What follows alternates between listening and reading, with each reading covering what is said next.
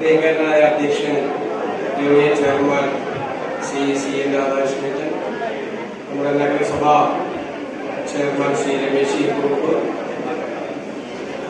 നഗരസഭാ പ്രതിപക്ഷ നേതാവ് ശ്രീ CA രാജീവ്, യൂണിയന്റെ കൺവീനർ ശ്രീ ഷൈജു മലക്കപ്പടി, ശ്രീ സുഭാഷ്, ശ്രീ ബിനു, ശ്രീ ജയരാജ്, ബാബുചേതൻ, വേദിയിലുള്ള SNDP യൂണിയന്റെ ഭാരവാഹികളെ, പ്രിയപ്പെട്ട ശ്രീനാരായണീയരെ, ഇവിടെ ഷൈജു സൂചിപ്പിച്ചതുപോലെ കഴിഞ്ഞ കുറേ വർഷങ്ങളായി ചതയദിനാഘോഷ പരിപാടികളിലാണ് പങ്കെടുക്കാറുള്ളത്. ഇപ്പോൾ വർഷങ്ങളായി, ഒരുപാട് പതിറ്റാണ്ടുകളായി ചെമ്പഴന്തിയിൽ നടക്കുന്ന ചതയദിനാഘോഷ പരിപാടികളിൽ വൈകുന്നേരം ഇവിടെ നടക്കുന്ന അതേ സമയത്ത് മുഖ്യമന്ത്രിമാരാണ് അത് ഉദ്ഘാടനം ചെയ്യുന്നത്. രാവിലെ ഒരു സമ്മേളനമാണ് നടക്കുന്നത് പ്രതിപക്ഷ നേതാക്കന്മാരാണ്. കഴിഞ്ഞ 5 വർഷവും ഞാൻ പ്രതിപക്ഷ നേതാവ് എന്ന നിലയിൽ അവിടെ പങ്കെടുത്തിട്ടാണ് ഇങ്ങോട്ട് വരാറുള്ളത്. ഈ പ്രാവശ്യം ഇവിടെ നടക്കുന്ന അതേ സമയത്താണ്. അപ്പൊ ഇതൊക്കെ ഭയങ്കര വിഷമമായി. എനിക്കറിയാം ഈ പരിപാടി എനിക്ക് കൂടി വേണ്ടി സംഘടിപ്പിച്ച പരിപാടിയാണെന്ന്. ഞാൻ യൂണിയനോട് പ്രത്യേകമായി നന്ദി പറയുന്നു. നിങ്ങളെല്ലാവരെയും കാണാൻ കഴിഞ്ഞതിനുള്ള സന്തോഷം പങ്കുവയ്ക്കുക. ഞാൻ പണ്ട് മുതലേ പറയും, കേരളത്തിലെ SNDP യൂണിയനുകളുടെ മുൻനിരയിൽ നിൽക്കുന്നതാണ് എന്റെ SNDP യൂണിയനിൽ ഞാൻ പുറത്തൊക്കെ പോയി കേരളത്തില്ല. കേരളത്തിലെ ഏറ്റവും മികച്ച ചതയദിന ഘോഷയാത്ര നടക്കുന്ന സ്ഥലവും പറവൂരാണ് എന്ന് ഞാൻ കേരളത്തിലെ എല്ലായിടത്തും പോയി പറയാറ്. അത് ഇപ്രാവശ്യം അതിൽ പങ്കെടുക്കാതെ എങ്കിലും ഗുരുദേവനുമായി ബന്ധപ്പെട്ട ഒരു സ്ഥലത്ത് അതിൽ പങ്കെടുക്കാൻ കഴിയുന്നതിനുള്ള സന്ദേശം നമുക്കറിയാം. 172ാമത് ജന്മദിനമാണ്. ശ്രീനാരായണ ഗുരുദേവൻ എന്ന് പറയുന്നത് കാലാധിപത്യയായ ഒന്നാണ്.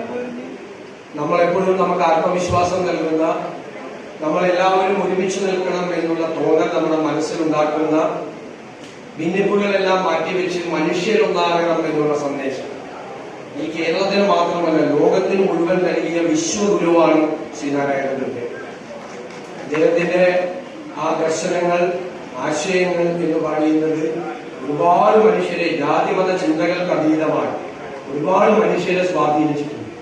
ഞാൻ ഇപ്പോഴും കരുതുന്നത് കേരളം എന്ന് പറയുന്ന ഈ സംസ്ഥാനം ഇന്ത്യയിലെ മറ്റു സംസ്ഥാനങ്ങളിൽ നിന്ന് വ്യത്യസ്തമായി പല കാര്യങ്ങളിലും, സാമൂഹ്യ വിഷയങ്ങളിൽ പല കാര്യങ്ങളിലും നമ്മൾ മുൻനിരയിൽ നിൽക്കാൻ കാരണം ആ ഗുരുദേവൻ നമ്മുടെ കേരളത്തിൽ ഉണ്ടാക്കി തന്ന ഒരു ദാർശനികമായ പാരമ്പര്യമാണ്. നമ്മൾ എപ്പോൾ ഗുരുദേവനെ മറക്കുന്നു അപ്പോൾ കേരളം കേരളമല്ലാതെയായി മാറും എന്ന് വിശ്വസിക്കുന്ന ഒരാളാണ് ഞാൻ. കഴിഞ്ഞ ദിവസവും പറഞ്ഞു, എനിക്ക് ആദ്യമായിട്ടൊരു സമ്മാനം കിട്ടിയത് ഞാനൊരു സ്കൂൾ വിദ്യാർത്ഥിയായിരിക്കുമ്പോൾ 5ാം ക്ലാസ്സിൽ പഠിക്കുന്നതാണ്. അതൊരു ഉപന്യാസ മത്സരത്തിലാണ് എനിക്കൊരു 1ാം സമ്മാനം, പുസ്തകമാണ് കിട്ടിയത്. അതിലെ വിഷയം എന്ന് പറയുന്നത് ഗുരുദർശനമായിരുന്നു. ഗുരുദേവ ദർശനത്തെ കുറിച്ച് ഉപന്യാസം എഴുതാൻ 5ാം ക്ലാസ്സിൽ പഠിക്കുന്ന കുട്ടിക്ക് എങ്ങനെ പറ്റും?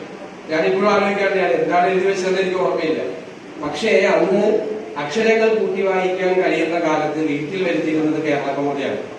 എന്റെ അച്ഛൻ കേരള കൗമുദിയുടെ മുഖപ്രസംഗങ്ങൾ വായിക്കാൻ, അദ്ദേഹം കൗമുദി ബാലകൃഷ്ണന്റെ വലിയ ആരാധകനായിരുന്നു.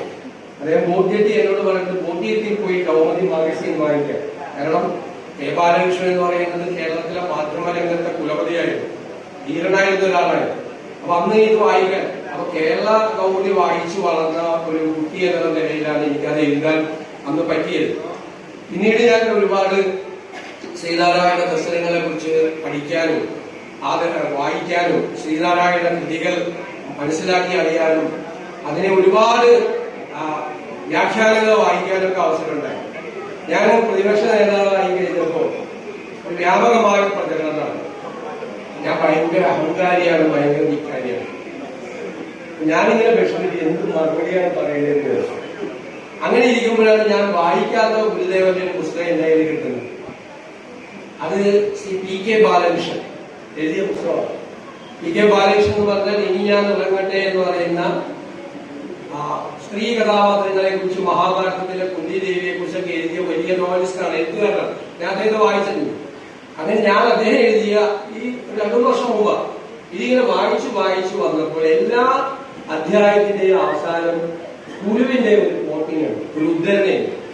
ഞാൻ നോക്കിക്കഴിഞ്ഞപ്പോൾ ഗുരു പറഞ്ഞിരിക്കുകയാണ്, അഹങ്കാരം നല്ലതല്ല, അത് ദോഷമാണ്.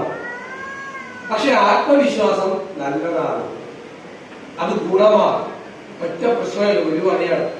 ഭംഗിയായിട്ട് പറയുന്നത് ഈ അഹങ്കാരത്തിനും ആത്മവിശ്വാസത്തിനും ഇടയിൽ നേരത്തെ ഒരു വരവ് മാത്രമേ ഉള്ളൂ. ചിലരത് മാറിപ്പോകും, തിരിച്ചറിയില്ല നോക്കുന്നവർ.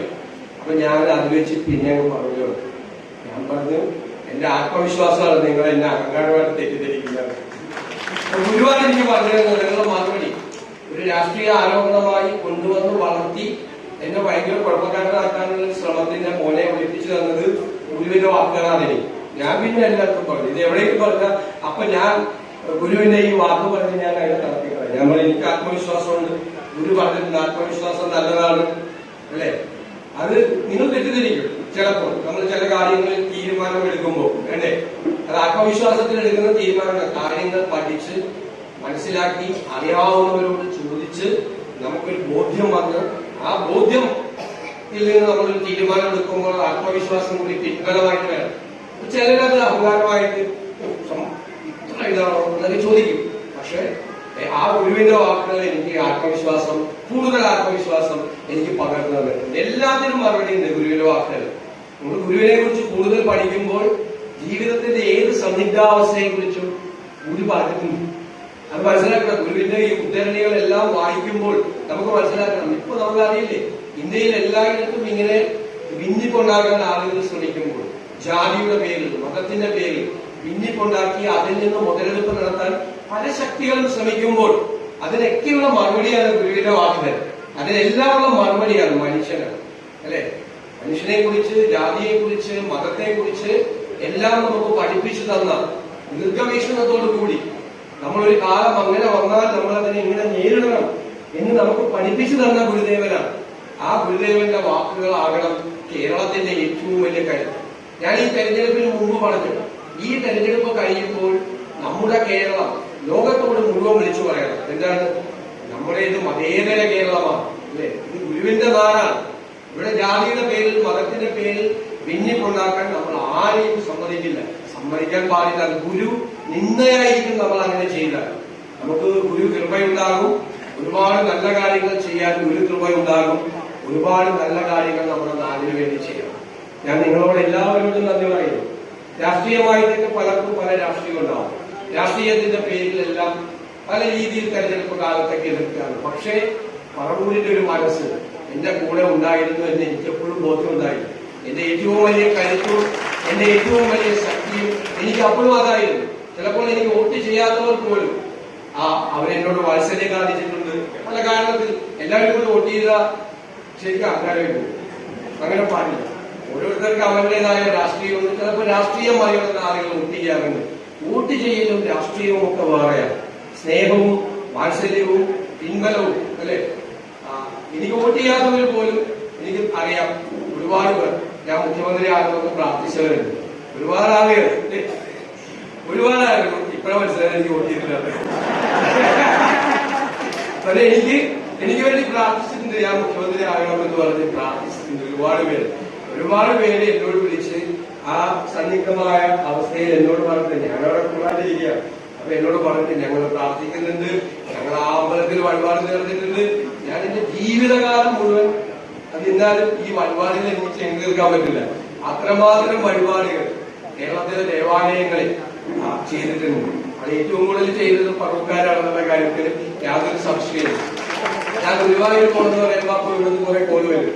ഞാൻ തുലാഭാരം ചെയ്യണം. ഞാൻ കൊടുങ്ങല്ലൂർ പോയാൽ പറയും ഞാൻ കൊടുങ്ങല്ലൂർ അമ്പലത്തിൽ അവിടെ നേർന്നിട്ടെന്ന് പറയും. ഒരുപാട് ആളുകളുടെ സ്നേഹമാണ്.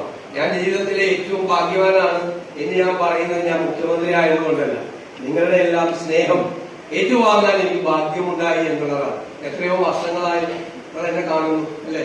മടുപ്പില്ലാതെ സ്നേഹത്തോടെ കാണുമ്പോൾ നിങ്ങൾ ചിരിക്കുന്ന ചിരിയാണ്.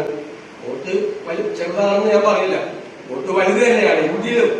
എങ്കിലും അതൊരു ആ സ്നേഹമാണ് നമ്മുടെ ഒരു പിൻബലം. തീർച്ചയായിട്ടും ഞാൻ ആ സ്നേഹം ഒരിക്കലും മറക്കില്ല. അതിന്നും ഹൃദയത്തിൽ കാത്തു സൂക്ഷിക്കും.